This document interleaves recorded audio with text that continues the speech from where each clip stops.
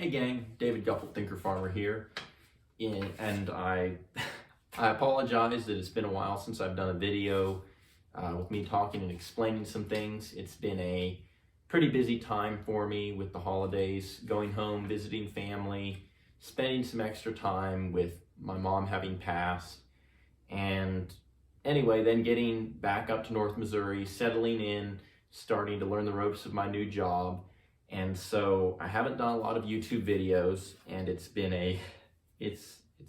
felt a little bit crazy. And today I wanted to share a personal change that took place for me, and then also use that as a backdrop to discuss well, I'm just going to call it a really foundational piece of information. I don't really include this in my Thinker Farmer Essentials, I say that. It falls in line. So anyway, so new year, new look. A few weeks back, I had Lasik surgery for my eyes. For those of you that don't know, I've wore hard contacts for 14, 15 years, and I have myopia, which means I'm nearsighted, and I can't see at long range distances, and hard contacts solved that problem and prevented my eyes from getting worse, but I had a lot of issues with dry eye and just generally couldn't handle dust and dirt. It made farm work very painful at times. Any dirt that normally you could just rub your eye, you can't rub your eyes with hard contacts in.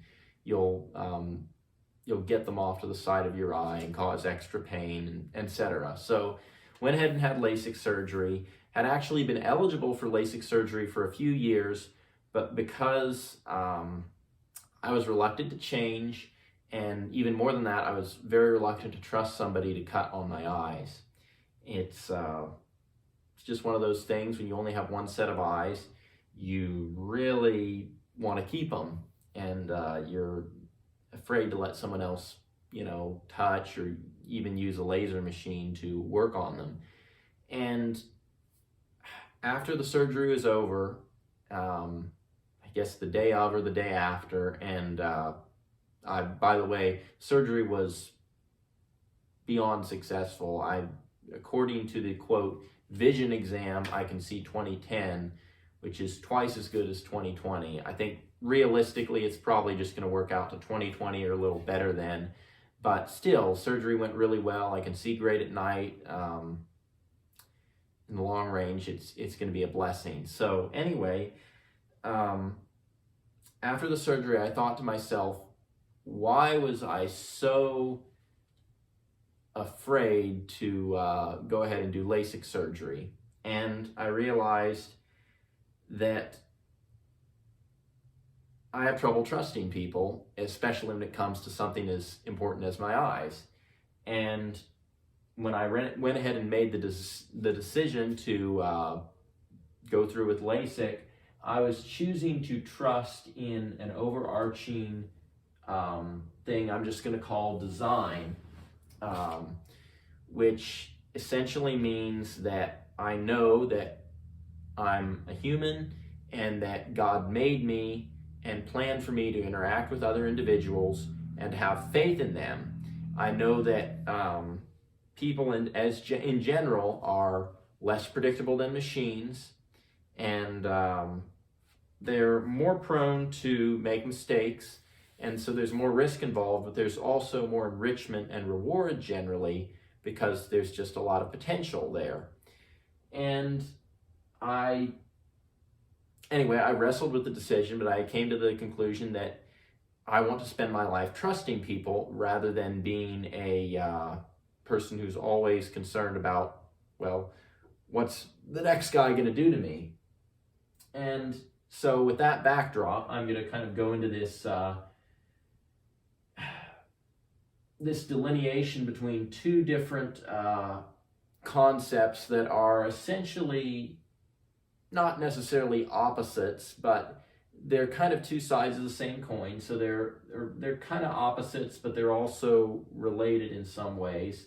And they're essentially two different viewpoints for how to make decisions or get things done in a work environment and in life in general.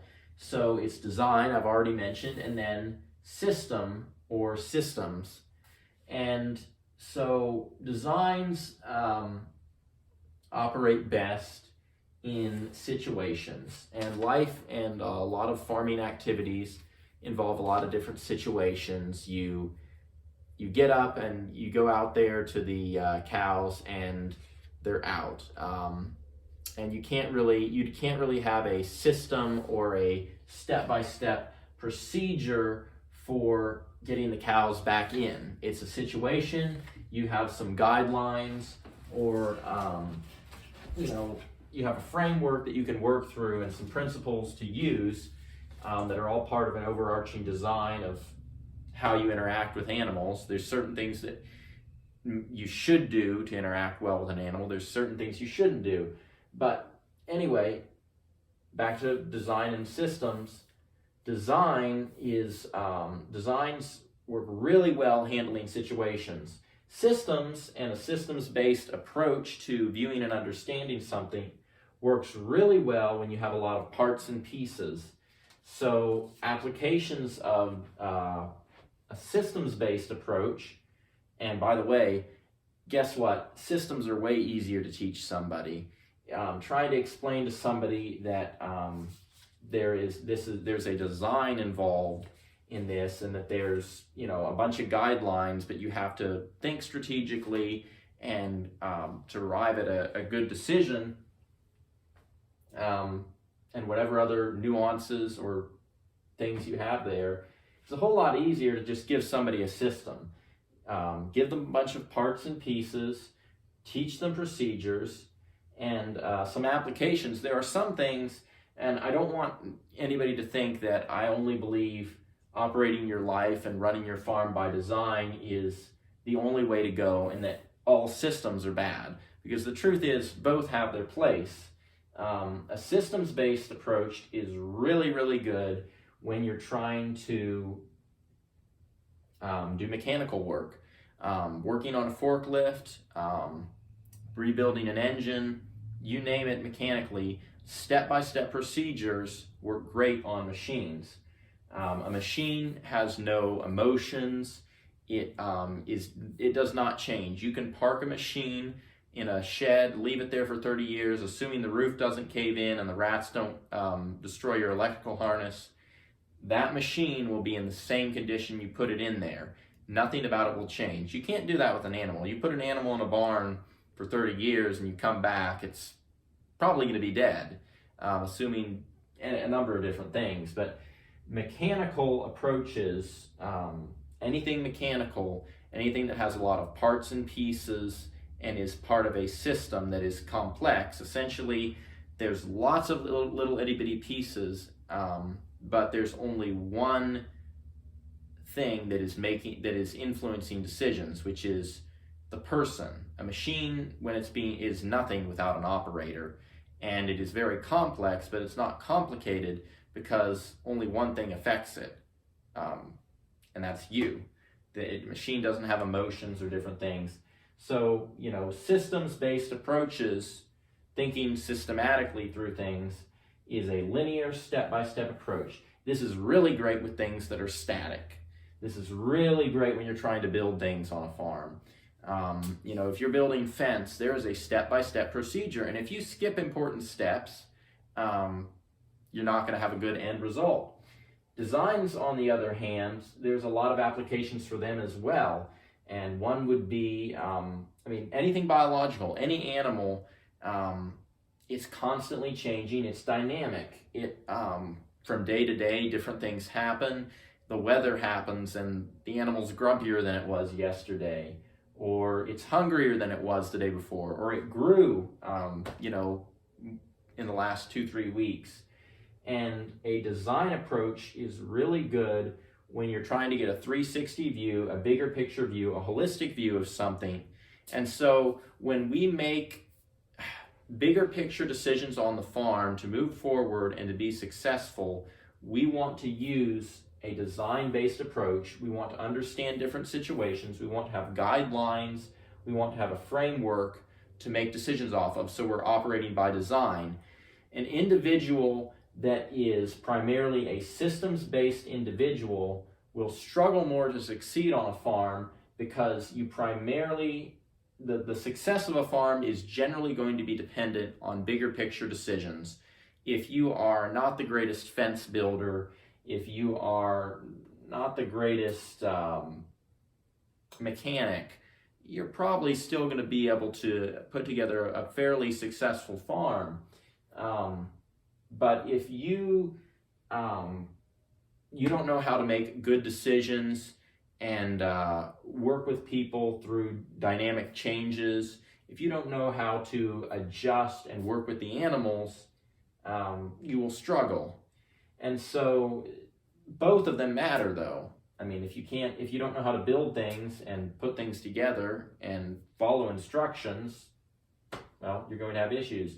And so anyway, I thought this was something neat to share. It's something that I think about all the time when I'm doing a task. Do I need to use a systems-based approach to get things done, or do I need to use a design-based approach, or do I need to use a combination of the two? And with the new year coming on, a lot of us make resolutions about how we can live better and do things better. And a lot of the resolutions fall, for me, in most years, I will end up writing down 3 or 4 things I want to do, and then I will go through a step-by-step procedure to accomplish the different things. This year I didn't make any resolutions, and I'm glad I didn't. And I've decided that, if anything, with each new year, I want to improve my designs, or even come up with a new design for how I need to do things. And I really believe that's going to be very good to consider for every farmer out there, rather than making a resolution that I am going to have straighter, neater fences, or I'm going to become better at building X, Y, and Z, or I'm going to follow a step-by-step procedure to whip my farm into shape. How about coming to it with the decision that nature has been designed a certain way, and I know there's some things about the way my farm is being run this year that don't fall in line with essentially God's design for how to farm, and nature's design. If you don't believe in God, that's fine. I think you need to, but okay, you still know that nature, whether you're a creationist or an evolutionist or whatever your belief system is, you still know that there is a design to how things function and operate in the world today, and you can use that to leverage and figure out how to improve on your farm. And with that, gang, I'm going to say blessings for the journey and keep it real.